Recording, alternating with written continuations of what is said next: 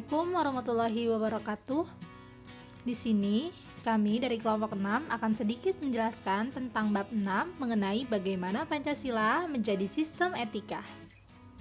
Sebelumnya, izinkan saya untuk memperkenalkan anggota kelompok saya terlebih dahulu.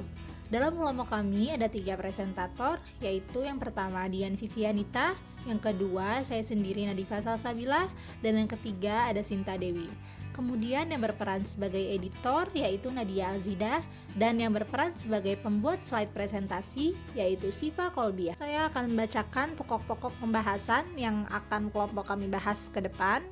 Yang pertama ada menelusuri konsep dan urgensi Pancasila sebagai sistem etika. Yang kedua, menanya alasan diperlukannya Pancasila sebagai sistem etika. Yang ketiga, menggali sumber historis, sosiologis, politis tentang Pancasila sebagai sistem etika.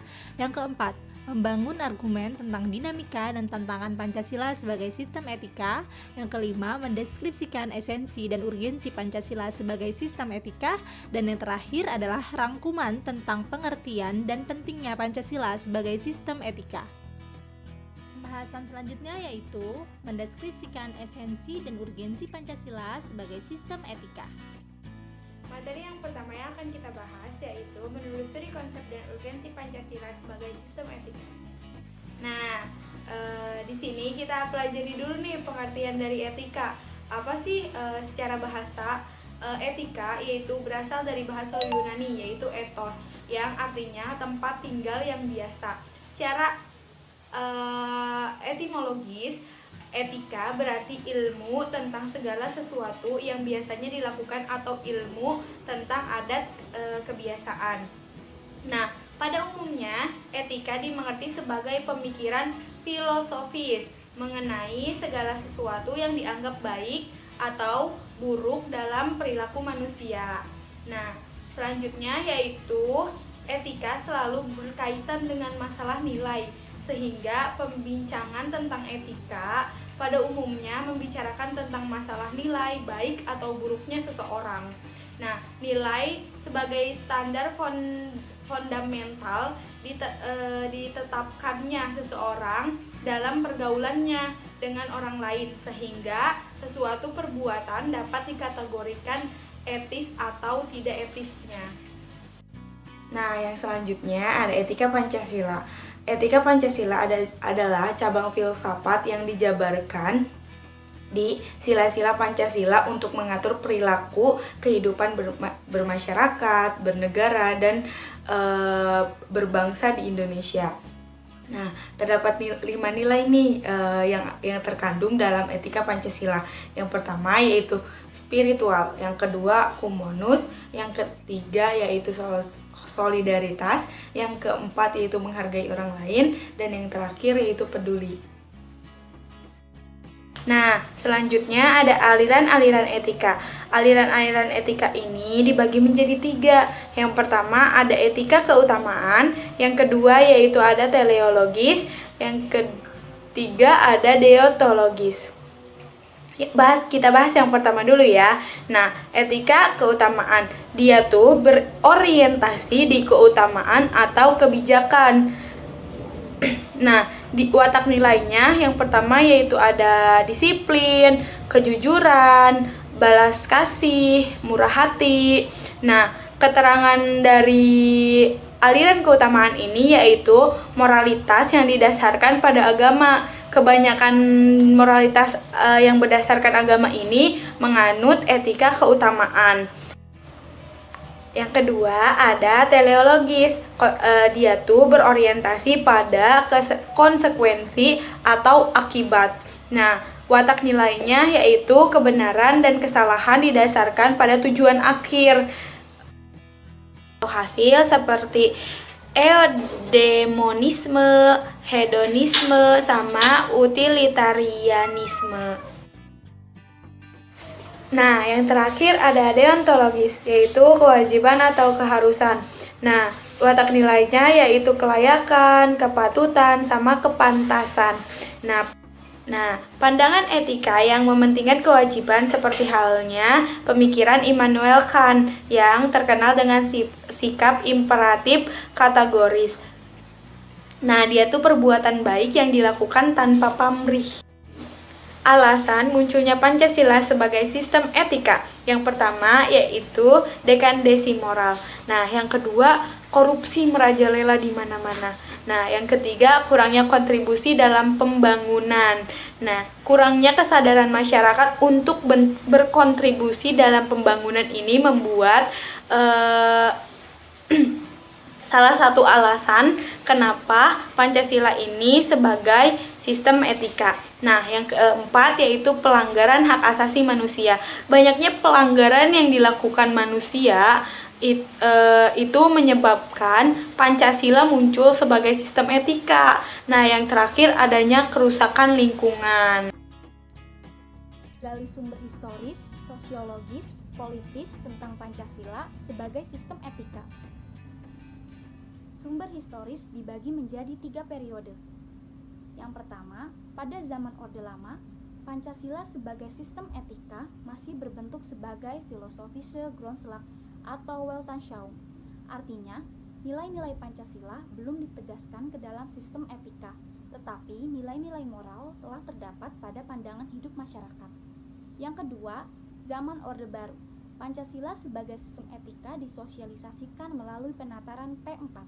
Yang ketiga, pada era reformasi, Pancasila sebagai sistem etika tenggelam dalam hiruk-pikuk perebutan kekuasaan yang menjurus kepada pelanggaran etika politik. Sumber sosiologis. Pancasila sebagai sistem etika berdasarkan sumber sosiologis dapat dilihat dari mutiara kearifan lokal yang bertebaran di bumi Indonesia. Contohnya, orang Minangkabau dalam hal bermusyawarah memakai prinsip bulat air oleh pembuluh, bulat kata oleh mufakat. Selanjutnya, sumber politis. Pancasila sebagai sistem etika berdasarkan sumber politis dapat dilihat dari hubungan dimensi etika politik. Etika politik memiliki 3 dimensi, yaitu tujuan, sarana, dan aksi politik itu sendiri. Dimensi tujuan terumuskan dalam upaya mencapai kesejahteraan masyarakat dan hidup damai yang didasarkan pada kebebasan dan keadilan. Dimensi sarana memungkinkan pencapaian tujuan yang meliputi sistem dan prinsip-prinsip dasar pengorganisasian praktik penyelenggaraan negara dari yang mendasari institusi-institusi sosial. Dimensi aksi politik berkaitan dengan pelaku sumber politis Pancasila sebagai sistem etika memegang peran sebagai pihak yang menentukan rasionalitas politik, membangun argumen tentang dinamika dan tantangan Pancasila sebagai sistem etika. Tentang dinamika Pancasila sebagai sistem etika. Yang pertama, pada zaman Orde Lama, adanya tudingan bahwa Orde Lama dianggap terlalu liberal karena pemerintahan Soekarno menganut sistem demokrasi terpimpin yang cenderung otoriter. Kedua, pada zaman Orde Baru muncul konsep manusia Indonesia seutuhnya sebagai cerminan manusia yang berperilaku dan berakhlak mulia sesuai dengan nilai-nilai Pancasila. Ketiga, sistem etika Pancasila pada era reformasi tenggelam dalam euforia demokrasi. Namun, seiring dengan perjalanan waktu, disadari bahwa demokrasi tanpa dilandasi sistem etika politik akan menjurus pada penyalahgunaan kekuasaan. Argumen tentang tantangan Pancasila sebagai sistem etika. Pertama, tantangan terhadap sistem etika Pancasila pada zaman Orde Lama berupa sikap otoriter dalam pemerintahan sebagaimana yang tercermin dalam penyelenggaraan negara yang menerapkan sistem demokrasi terpimpin. Hal tersebut tidak sesuai dengan sistem etika Pancasila yang lebih menonjolkan semangat musyawarah untuk mufakat. Kedua, tantangan terhadap sistem etika Pancasila pada zaman Orde Baru terkait dengan masalah KKN atau korupsi, kolusi, nepotisme yang merugikan penyelenggara negara. Hal tersebut tidak sesuai dengan keadilan sosial karena korupsi, kolusi, dan nepotisme hanya menguntungkan segelintir orang atau kelompok tertentu. Ketiga, tantangan terhadap sistem etika Pancasila pada era reformasi berupa euforia kebebasan berpolitik sehingga mengabaikan norma-norma moral. Misalnya muncul anarkisme yang memaksakan kehendak dengan mengatasnamakan kebebasan berdemokrasi. Pembahasan selanjutnya yaitu mendeskripsikan esensi dan urgensi Pancasila sebagai sistem etika. Esensi Pancasila sebagai sistem etika. Pada sila pertama yaitu memiliki esensi keyakinan bangsa Indonesia bahwa Tuhan sebagai penjamin prinsip-prinsip moral. Pada sila kedua yaitu tindakan manusia yang mengandung implikasi dan konsekuensi moral. Pada sila ketiga yaitu mementingkan masalah bangsa di atas kepentingan individu atau kelompok.